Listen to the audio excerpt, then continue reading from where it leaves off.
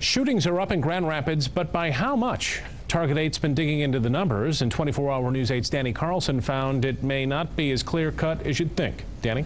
Brian, we told you reports of shots fired on Grand Rapids streets are up by about 20%. That's what the police chief told city commissioners Monday.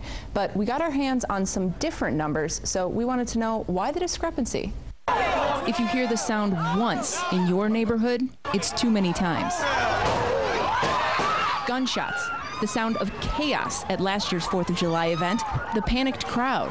All of a sudden gunshots went off. It was chaos. It was chaos. It was like a riot in the streets. But when we tried to drill down the stats to figure out just how often gunfire is erupting in GR, we found out it seems no one really knows for sure.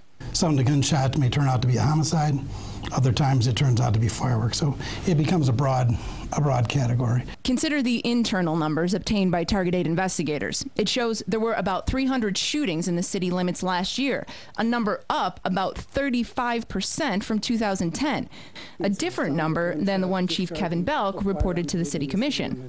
We've actually seen over a 20% increase, and that's something that obviously causes us quite a bit of concerns. When we asked Belk about the possible differences, he said the numbers we have showing that 35% increase aren't accurate and were only meant for internal training purposes. He initially didn't want to talk about the differences in the numbers on camera, but changed his mind when we told him we were going ahead with the story. Especially into the last year, the person doing this had kind of began counting other things. So started out as apples, started adding in oranges, and then in the last year started adding in pears as well. So it become limited value. You can see the problem right here. Take a look. This is the crime mapping website. This is actually the website that GRPD links to on its website.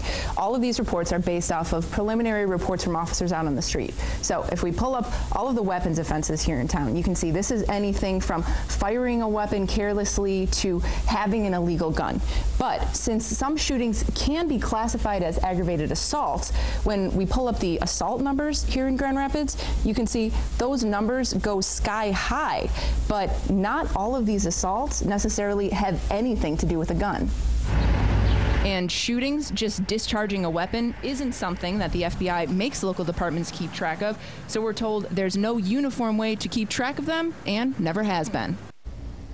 When we asked the chief if the numbers we obtained were inaccurate, why were they used for training purposes, he said it was to let his officers know about the threats they face every day and to make sure that they don't become complacent.